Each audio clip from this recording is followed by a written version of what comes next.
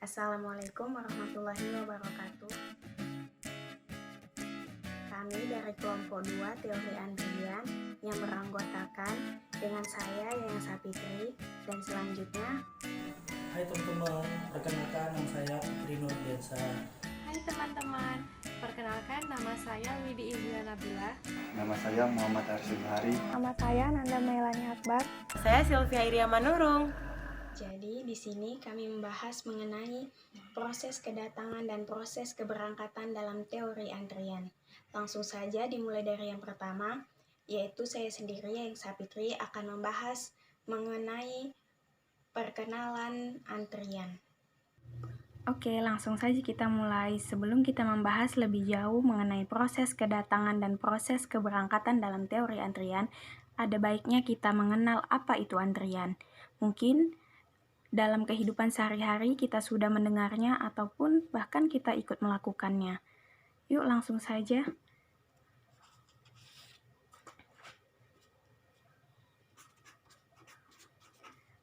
Apa itu antrian?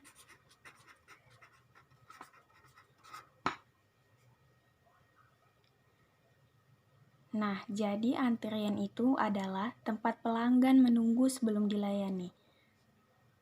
Lalu, selanjutnya, pasti di pikiran kawan-kawan sejak kapan antrian itu ada?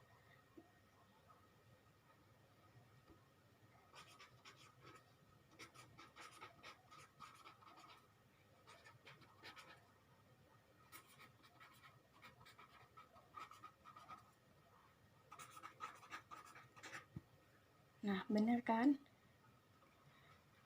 Nah, jadi antrian itu ternyata pertama kali dipublikasikan pada tahun 1909 oleh Agner Kraup Erlang yang mengamati masalah kepadatan penggunaan telepon di konvenhan telepon.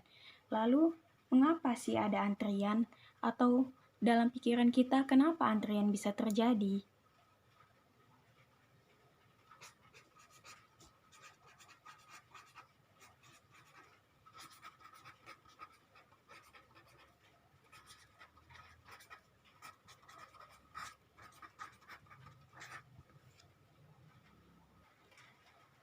Nah, ternyata antrian itu timbul disebabkan karena kebutuhan layanan melebihi kapasitas pelayanan atau fasilitas layanan, sehingga pengguna fasilitas yang tiba tidak bisa segera mendapat layanan disebabkan kesibukan layanan. Oke, next. Biar kawan-kawan paham mengenai antrian, kita buat ya contoh sistem antrian.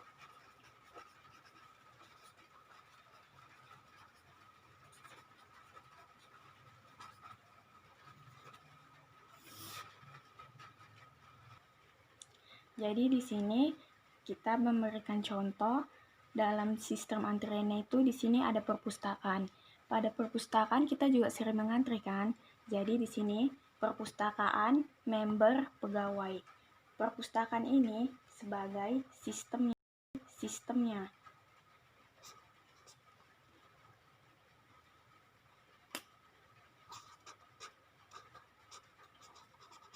Lalu member ini sebagai antriannya atau orang yang mengantri.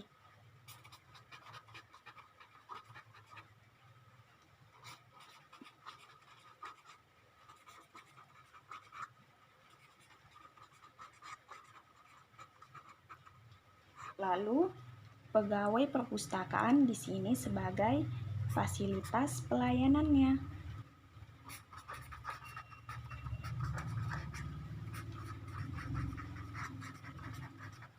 Nah, beginilah contoh sederhana dalam sistem antrian, di mana kita juga sering melaluinya atau sering merasakannya dalam kehidupan sehari-hari.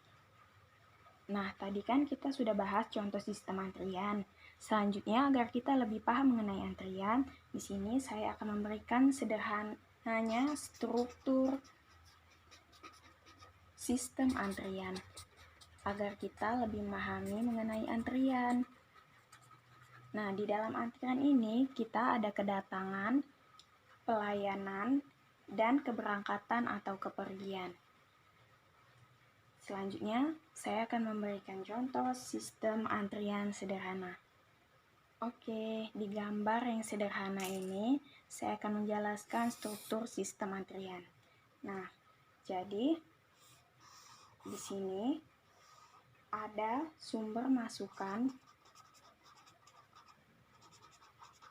atau yang saya jelaskan tadi disebut dengan kedatangan.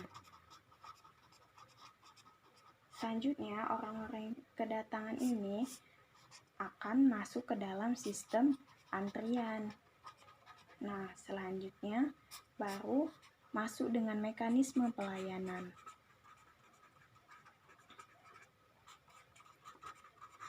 Setelah pelanggan selesai dilayani, maka pelanggan mengalami keberangkatan. Begitulah sederhananya. Jadi, intinya antrian ini disebabkan oleh banyaknya kedatangan, namun kurang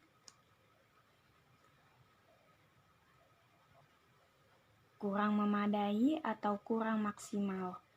Jadi, terjadilah suatu antrian. Nah, di sini saya akan melanjutkan pembahasan dari materi kelompok 2 yang sebelumnya disampaikan oleh Yayang Sapitri.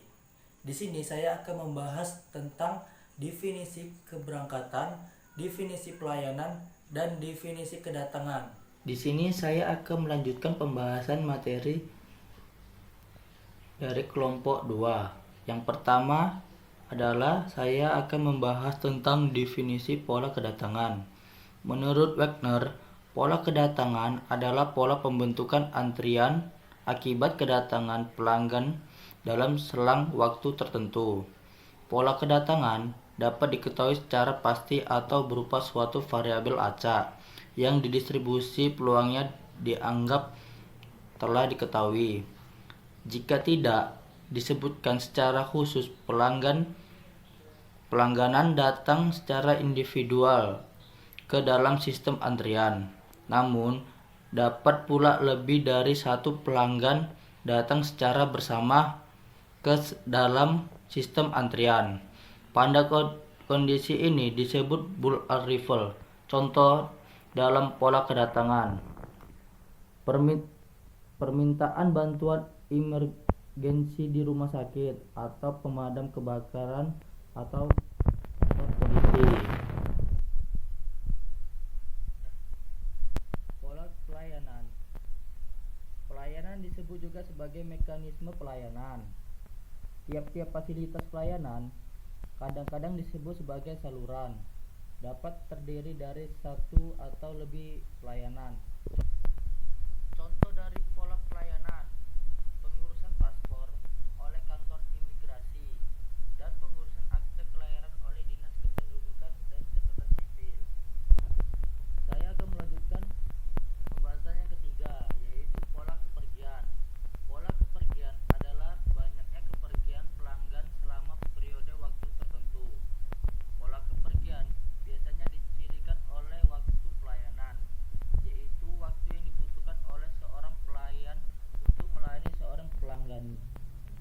Waktu pelayanan dapat bersifat deterministik dan dapat berupa suatu variabel acak dengan distribusi peluang tertentu. Waktu pelayanan bersifat deterministik berarti bahwa waktu yang dibutuhkan untuk melayani setiap pelanggan selalu tetap. Sedangkan waktu pelayanan yang berupa variabel acak adalah waktu yang dibutuhkan untuk melayani setiap pelanggan berbeda-beda. Sampai disinilah pembahasan saya tentang pola kedatangan, pola pelayanan, dan pola kepergian. Selanjutnya akan dibahas oleh Widi Ihdina. Di sini saya akan menjelaskan proses kedatangan dan keberangkatan. Proses kedatangan dan keberangkatan dalam suatu antrian merupakan proses kelahiran dan kematian, yaitu kedatangan sama dengan proses kelahiran, di mana terjadi jika seorang pelanggan memasuki sistem antrian. Sedangkan keberangkatan ialah proses kematian, di mana terjadi jika pelanggan meninggalkan sistem antrian tersebut. Proses kedatangan dan keberangkatan merupakan sistem proses penjumlahan dalam suatu sistem di mana keadaan sistem selalu menghasilkan n, di mana bilangan n adalah bilangan bulat tak negatif. Keadaan sistem saat T didefinisikan sebagai selisih antara banyaknya kedatangan dan keberangkatan pada saat T dinotasikan dengan NT, yaitu banyaknya pelanggan yang berada pada sistem saat T. Jika rata-rata waktu antara kedatangan dinyatakan sebagai 1 per lambda, maka lambda adalah tingkat kedatangan, yaitu rata-rata jumlah kedatangan persatuan waktu. Di mana jika waktu antara kedatangan eksponensial, maka distribusi probabilitas dari jumlah kedatangan yang terjadi pada selang waktu T akan mengikuti distribusi Poisson dengan parameter lambda T. Jika n adalah variabel acak Poisson dan nt adalah jumlah kedatangan yang terjadi selama selang waktu T, yang dinotasikan dengan P kali NT sama dengan N atau PNT. Dan saya menjelaskan rumus proses kedatangan dan keberangkatan. Baiklah, saya akan melanjutkan penjelasan dari Widi, yaitu tentang jumlah kedatangan. Jika N adalah variabel acak Poisson,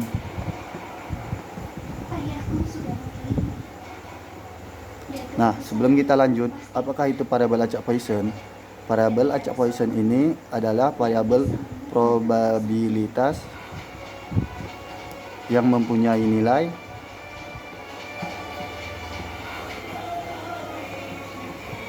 kosong, 1, 2, 3, dan seterusnya sampai ke N.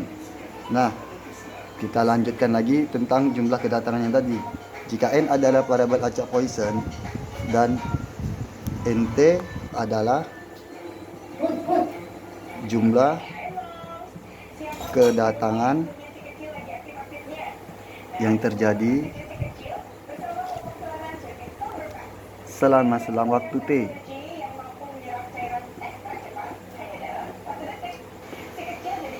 Yang dinotasikan dengan rumus P N buka kurung T tutup kurung sama dengan N, atau P N buka kurung T tutup kurung. Maka P N buka kurung T tutup kurung sama dengan N tutup kurung sama dengan E delta T minus E pangkat minus delta T dikali buka kurung delta T N tutup pangkat N per N faktorial. Rumus yang kedua, P N buka kurung T tutup kurung sama dengan delta T dikali E pangkat minus delta T per N faktorial. Nah, kita lanjutkan tentang waktu pengantaran pelayan. Jika waktu antar pelayan eksponensial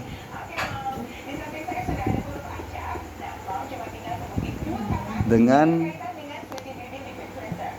density S buka kurung P sama dengan nu E pangkat nu T, maka rata-rata waktunya adalah sever nu, di mana nu adalah tingkat pelayan.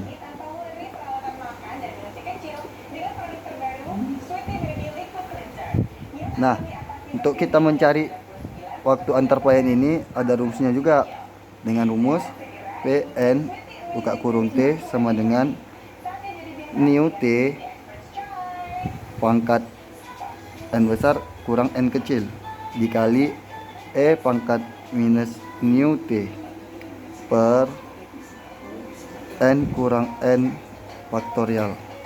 Atau untuk lebih mudahnya itu Pn tutup buka kurung T tutup kurung sama dengan 1 kurang sigma jumlah N besar dari keseluruhan N sama dengan 1. Sekian dari penjelasan saya. Terima kasih. Baiklah, sekarang saya akan melanjutkan presentasi dari teman saya. Di sini saya akan menjelaskan tentang contoh dari keberangkatan. Contoh keberangkatan. Pada suatu fasilitas, langganan datang dengan mengikuti distribusi Poisson dengan rata-rata 2 orang per jam. Berapakah probabilitas bahwa pada fasilitas itu akan ada paling sedikit seorang langganan dalam periode 1 jam? Nah, penyelesaiannya, yang pertama diketahui rata-rata 2 orang per jam yang dilambangkan dengan lambda, 2 orang per jam. Kemudian, periode 1 jam atau waktu, dilambangkan dengan T sama dengan 1 jam. Ditanya Pn lebih besar sama dengan 1 dalam kurung 1. Yang pertama kita cari dulu dianya P0 ya. Kenapa P0? Sebenarnya probabilitas itu P0. Karena di sini N-nya tidak diketahui, maka P0 T dalam kurung sama dengan E pangkat minus lambda kali T. P0 dalam kurung 1 karena T-nya 1 sama dengan E pangkat min 2 kali 1 sama dengan E pangkat min 2. E pangkat min 2 ini nilainya 0,135. Nah, karena P01-nya sudah diketahui, maka langsung saja kita mencari untuk hasil dari Pn lebih besar sama dengan 1 dalam kurung 1 sama dengan 1 dikurang P0 dalam kurung 1. 1 dikurang P0 dalam kurung 1 nilainya kan 0,135, jadi 1 dikurang 0,135 hasilnya 0,865. Maka probabilitas paling sedikit ada seorang langganan dalam waktu 1 jam adalah 0,865. Nah, selanjutnya saya akan menjelaskan mengenai contoh soal yang kedua. Berikut videonya. Nah, yang pertama kita lakukan adalah menuliskan diketahuinya terlebih dahulu. Nah, diketahui persediaan suatu barang dari stok yang semula sebanyak 80 unit. Nah, itu berarti dia N besar, di mana N itu berarti 80 unit. Nah, itu dia jumlahnya maksudnya ya. Selanjutnya diketahui berkurang terus-menerus. Pengurangan ini mengikuti distribusi Poisson dengan rata-rata 5 unit per hari. Di sini sudah jelas bahwa distribusi Poisson itu dia lambangnya atau simpulnya itu V, 5 unit per hari. Nah, kemudian berapakah probabilitas bahwa telah berkurang sebanyak 10 unit dalam 2 hari pertama? Berarti ditanya, ini kan dibilangnya telah berkurang sebanyak 10 unit. Berarti dia itu, kita buat poin A ya. Poin A-nya itu N kurang N. Nah, dia itu berapa? 10 unit. Nah, selanjutnya kita cari dong nilai N-nya ini. Nilai N-nya itu berarti sama dengan 70 unit. Dengan T-nya itu 2 hari. T-nya itu 2 hari. Sehingga yang ditanya itu berarti PNT. Nah, ini kita langsung aja tuliskan berarti dia P72. Oke, berarti ini yang ditanya. Nah, selanjutnya yang ditanya adalah probabilitas bahwa seluruh barang itu habis setelah 4 hari. Nah, di sini berarti poin B-nya itu P0 dengan T sama dengan 4 hari. Maka yang ditanya adalah P0 4. Nah, seperti itu. Kita masuk ke penyelesaiannya. Itu yang A dulu kita kerjakan. Nah, di sini yang ditanyakan P72. Nah, berarti ini dia pakai rumus PNT sama dengan VT pangkat N kurang N dikali E min V per N kurang N faktorial. Masukkan saja nilainya seperti biasa. Berarti ini P72.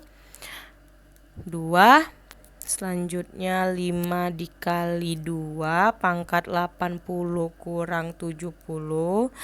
E dikali E min 5 kali 2 per N kurang N-nya kan berarti 80 dikurang 70 faktorial. Langsung saja dihasilkan.